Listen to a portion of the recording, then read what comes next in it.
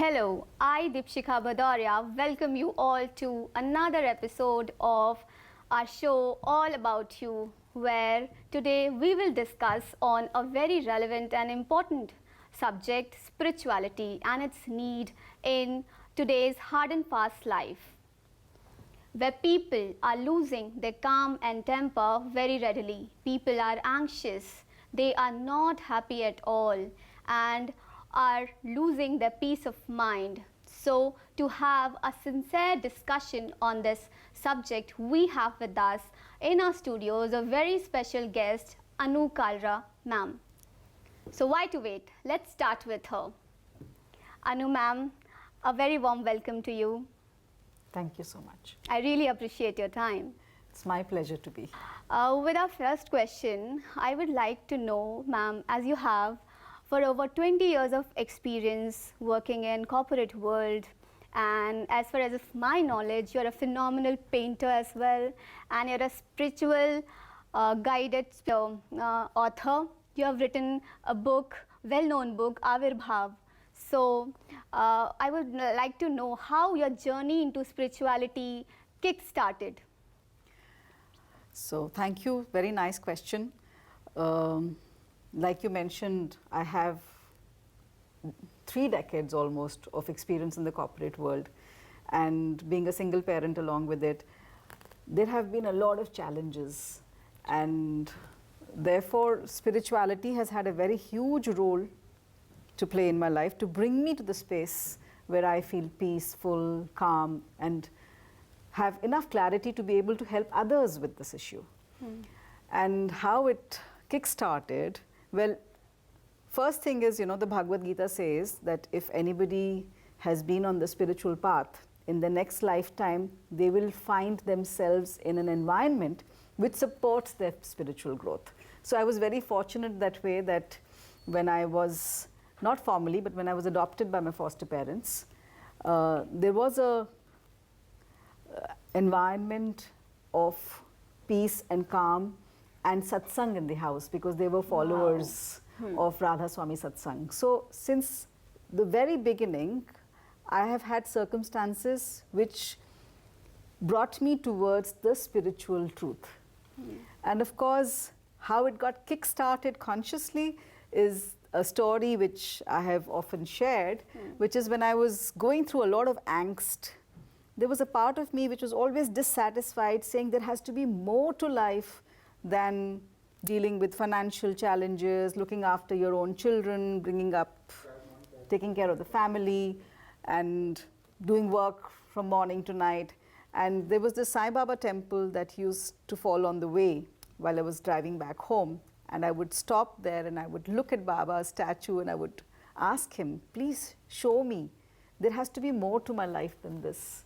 And that is when circumstances happened that I got involved with a spiritual organization where I learned for the first time about Ashtanga Yoga. I eventually left the organization because I was not in sync with certain beliefs that they had. But that's not the point. That is when consciously I got onto this path.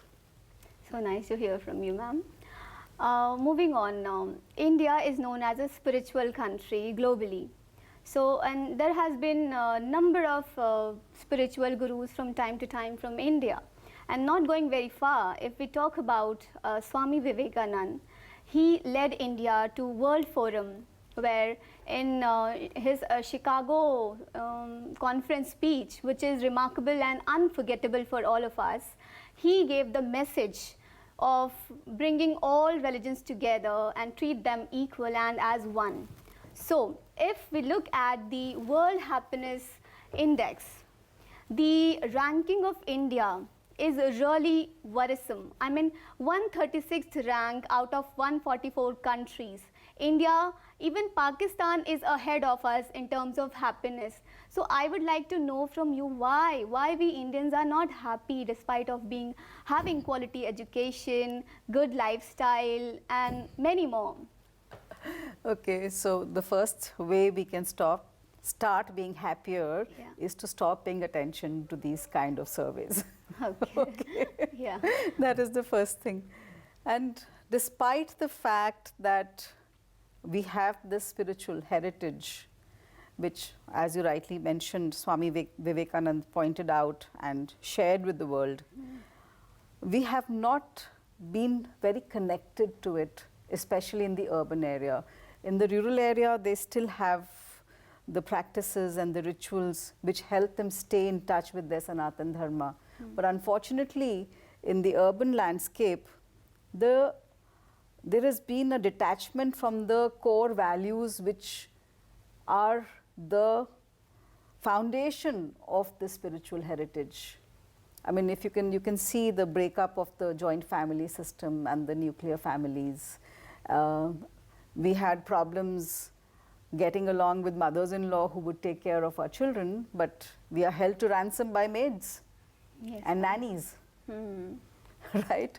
So, but I think a realization about this has happened. I mean, when you talk about Swami Vivekananda, he took pride in his cultural heritage. True. In that saffron-clad man stood from a poverty-stricken country and was unapologetic about where he came from. So, if we are saying that since we have this spiritual heritage, why are we not happier? It is because we are not practicing as per that.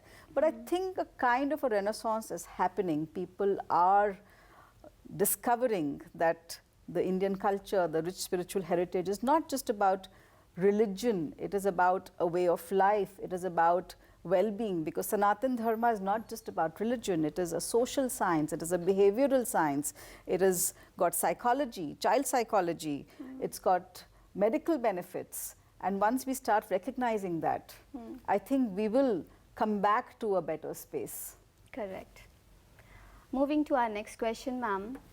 There are people having belief in polytheism, there are people having belief in monotheism, and there are certain people who do not believe in idol worshipping at all. So, how is spirituality different from religion, religious sacrament and practices? Very interesting question. Thank you. Religion and spirituality. Okay, so it's like this, you know. What is spirituality really? Let's first understand that. It is about the spirit of something, the essence of something. As long as we think of ourselves only as this physical body and we keep all our life's efforts are just about the well-being of the body only, then we get stuck here. Okay. The moment we recognize that life is not just about physical well-being, it is also about mental health, it is also about emotional well-being, right? That is when we have made a certain amount of progress in our way of thinking about ourselves. But what is it that powers all this? There is an essence, and almost every religion has some kind of a concept about it. Some believe in that there is a soul that reincarnates, some believe that there is a soul which does not reincarnate, but there will be a day of judgment. There are different belief sets, right? So spirituality is about going to the spirit of the matter, the essence of something. Now, it is an experiential subject eventually. It is not something which can be shown. You know, you feel love inside, you can express that love. You feel happiness inside, you can express that happiness. Right? So similarly in spirituality, what you have experienced, some people have expressed it.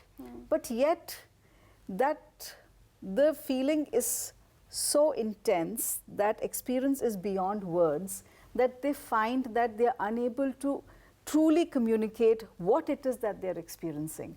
So therefore what they do is they have set down some set of principles and some rules and regulations about the lifestyle that they had followed in order to achieve that experience.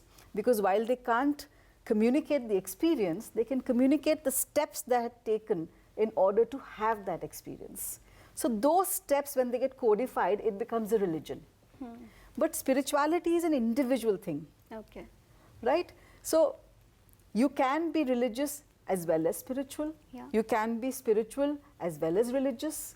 You cannot be religious but not spiritual, because then you have not understood religion at all. Yes, ma'am. Is it like when we start with spirituality, we find happiness in seeing every creation of God? Is it the sign of being spiritual? it is a very good sign of being spiritual. How else will we know? You know, this, in fact, this is one of the best ways. Anything that makes the walls go down, okay, that makes you realize more and more the oneness of all of creation is spiritually evolved. Whatever makes you more separate, you may think it is religious, you may think it is spiritual, but it is not. Okay. Because irrespective whether it's monotheist, polytheist, atheist, pluralist, irrespective, right? Every religion is saying that there is only one power. You call it God, you call it anybody else. There is one power that is powering the entire creation, the manifested universe, right? Ma'am, moving on, what are the simple ways in which we as very hectic life people can explore spirituality in our day-to-day life? I think you yourself gave the answer a few minutes back when you said it is about exploring oneself. Yes. Right? So how does that help? How does exploring oneself help? You know, with children, for example, when they have to decide which course to take, whether to do a BCom or medicine or go into architecture, we perform something called a learning style inventory to understand their learning process, their learning style. Are they visually oriented? Are they more audio? Is their learning style more audio? Is it visual based? Is it more analytical based? Is it more memory based? You know, different kind of things. So similarly, if we can know about ourselves, what is it that moves us? How does our energy move? Somebody's energy moves in a lot of intellectual discussions, you know, academic understanding, shabdon ke through, you know, shabd se. Words get through. So for that person, maybe Vedanta is the way. Somebody's energy moves more into emotions. That person is a very emotional person, likes to interact with a lot of people. That person's way might be more devotion-oriented, maybe bhakti ka marg, right? And the earlier person is the Gyan Yoga person. Some people may be more about they have a conscience which says this is good, this is bad, this is right, this is wrong, I need to do for people. They're more action-oriented people. Yes. And for them, the way might be to do more charity, to take care of more people. They could be the Karam yogis. They could be those who are very disciplinarians, and they could go the Hatha Yoga route, right? And for all of us, they might be that we have these various combinations, because there are some times when we feel emotional. So each person has to discover what it is that helps them connect with their own inner self, what helps them become more centered, more calm, more peaceful, right? And find that path. There are various paths. And one can say, you know, somebody's day could begin with that they are the kind of people who early morning, they have to do asanas for a particular, they have like to do some physical activity. Brahma Muhurta, there is a concept. Yeah, for a certain amount of time, and only then can they take their day forward. On the other hand, there might be some people who are more evening and night kind of person, and sitting for meditation before they sleep might be the one that suits them best. Somebody might say that I can only, because it all depends upon where you're operating from. There is not one size that fits all. But the beauty is that there is something for everybody. You know, some people who have a very physical labor-oriented life, you know, very hard work. For them, if you tell them to do go to the temple for 40 days walking, may not be a big deal, because there's no effort for them in that, because they in any case are doing that all the time. But for somebody who's very in a very sedentary lifestyle, and if you tell that person that, okay, for 40 days you have to go to the temple near your place, you have to go walking and do darshan and do parikrama and come. So what we have done through the process of a religious ritual, we have induced that person to move more and get out of a sedentary lifestyle. And somebody who's not in a sedentary lifestyle, who starts going to a temple, starts meeting people, if that person was going towards depression, would come out of it. So there are a lot, jitne log hain, utne raste hain. Right? So if I had to say one thing that people must do in order to understand themselves, it is they should take some time out for themselves from their busy schedule. Whether they do a creative pursuit in that, painting kare, gana seekhe, they go and learn pottery from somebody, or they do asanas, or they just listen to their favorite music. Yes. Depending on what it is that a person responds to. So there are various methods. The one thing that I can say which is the least intrusive and yet the most effective is mantra chanting. That you just did before starting the show. Yes. Yes. So mantras are, our ancient people were very, very wise people. Okay. And they have handed us this entire treasure of scriptures and spiritual wisdom, and they have given us mantras. And even if you don't understand the mantra, if it is chanted properly, even if you're not chanting it yourself, if you're only listening to the mantra in the form of music, it is working on you, it is affecting you, because sound is an energy and it is impacting. When I was talking about that we are not just this physical being, there are so many layers of our existence. There is an etheric layer which is made of sound and colors, and what mantra does, it starts bringing balance to that layer, and once there is balance in that particular kosha of our life, it starts impacting our physical and mental well-being more than we realize.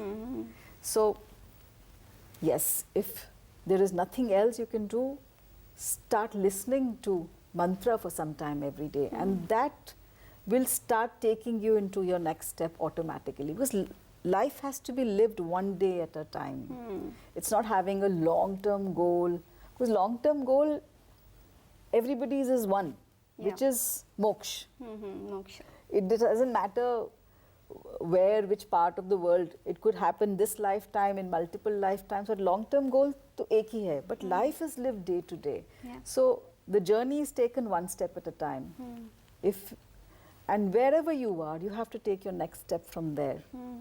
And mantra is a great way to get you onto the next step of your journey. In fact, when you asked me in the beginning, what is it that kick-started my spiritual journey consciously, I think somebody in my office, like I said, I was going through a very difficult time, and somebody in my office had written down a mantra and given it to me, and I used to just read it. I didn't even know the correct pronunciation then. I know now that it was the Mahamrityunjaya Jap. I didn't know about it then. I was just reading something somebody had given to me, and that is what actually kick-started, even before I went to Baba's temple to have that conversation. Even before that, even to get me to Baba's temple, I think that mantra must have played a role. Okay. So ma'am, with this we have come towards the end of our today's episode. So I would like to thank you for coming here and taking out time for us. It's been my pleasure completely. Thank you so much for having me here. Thank you too, ma'am. So viewers, that's all for today's episode all about you. I hope you like it and will appreciate it too. So this is Deepshikha Bhadoria signing off, asking you all to take a better care of yourselves and find happiness ultimately. Thank you.